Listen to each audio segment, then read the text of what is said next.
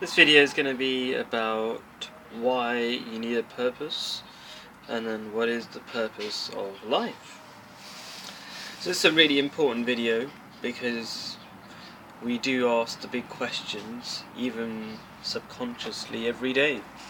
Why are we doing this? It's the reason why we give up on so many projects, because we don't truly believe in them.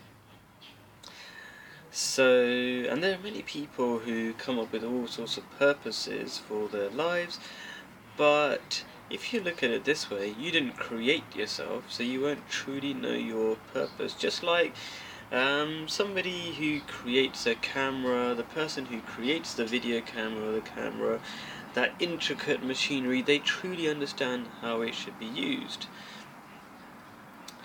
Now, one of the things that God has put in ourselves is a conscience, a sort of guide that can reflect on the truth. So when we hear the true purpose, we really feel excited by it. So hopefully, if you delve upon what I'm about to say for your true purpose, it will not only direct you in a good way towards your life and a purposeful and a happy direction, but you'll also be excited within about that purpose. And the purpose of life, according to the Quran, which is the guide book for Muslims in Islam, the religion of Islam, is that you should. The Holy Quran says, "I have not created jinn, which are sort of great men or great people, and ordinary people, except that you should do ibadah, which can be translated as worship, but in the deeper meaning of ibadah is to destroy yourself, so you take on the colours of God." It's a bit like it's the root or the meaning of the word comes from when you put a really hot iron rod inside fire, and that iron rod glows and takes on the colour of the fire itself, becomes like the fire. It takes on the colour of God. The colours of God means the beauty of God, the many characteristics of God, being merciful, being kind, being gracious, forgiving.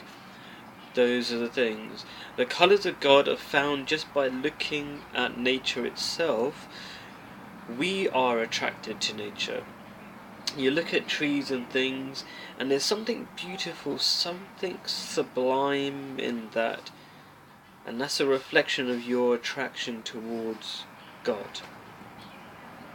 So this purpose, to become godlike, to become beautiful like God, is the true essence of what we really want to become. If we don't follow that purpose, we won't be happy. Any other purpose, think about it, make up your own purpose. Like, I want to make loads of money. Yeah, as I was listening to one of the TED talks, a lot of people make this their purpose. The richest person. They said it much better. The richest person, the person with the most money when they're at their grave, is the winner. That's the way people view their lives. But how stupid is that when you say it out like that? You know, I got loads of money. Yeah, I've done well for myself. No, you know that's not going to really make you happy. You might think, okay, yeah, it's what we do with money, that's another story. But I think when you know the true essence of what you want to do with your life, then when you do have money, for example, you will know what to do with it. Because if you don't know what your purpose is, then you will end up just simply destroying yourself. Even if you got loads of money, you'll be really unhappy. So that is the purpose of life. But ibadah also means worship. The simple translation means worship. And so if you worship God, you're simply being thankful, and you're actually on the path to becoming that beautiful person. And the reason is because it takes some humility to worship God, to say thank you for this life, this amazing world that we live in, which is actually something if somebody does you a favor, right, the first thing you naturally do is just say thank you, right? That's the reasonable thing to do. And when you start being reasonable and leaving your arrogance behind, because a lot of people say, no, I don't want to worship God. Why does God want me to worship Him and all this kind of stuff? Okay, God doesn't need you to worship Him. That's one thing to get out of the way. It's for your own good. So, but people still won't do it. And that's actually because of the pride and arrogance that needs to be destroyed. It's the ego that's part of the ego showing itself, and that ego, when you destroy that ego, you become a happier person.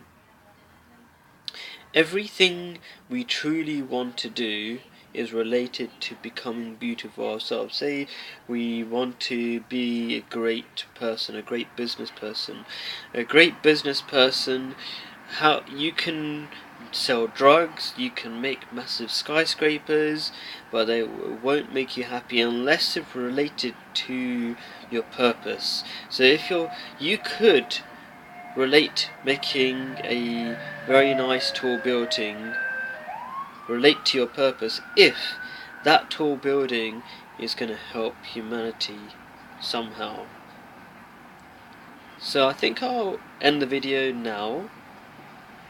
There's always plenty to say, but I think I'll end the video now, and hopefully this video will give you direction and make you a happier person. I suppose I should end by reminding people what these videos are about. These videos are part of the happiness revolution, which begins with you. These small things, when you just start walking along that path, will make you a happier person, and you will learn these secrets. And when you start appreciating these secrets, you will tell other people naturally. You say, look what I've got, this is amazing stuff. And you'll spread that happiness, and you'll begin that happiness revolution. Why is it Islam and all this kind of stuff? Well, I'm not going to re-explain everything right now. I will re-explain things in other videos. Why is it through Islam that these things are heard? Partly because God has always been teaching things. It's not just through Islam.